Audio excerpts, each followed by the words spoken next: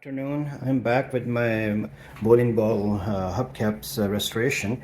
What I did here is I did wet sanding. As you can see, it's nice and smooth. All this putty has been sanded with a wet and dry 600 grit sandpaper. All these spots, the red spots where the putty was applied, it's all sanded down nice and smooth. This one is drying up because it needed a couple of coats of putty.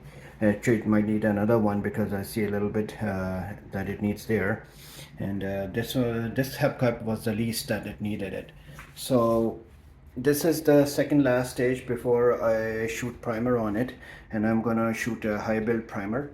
And so the next update will be after I shot and I spray these with a high build primer. So it's coming along nicely.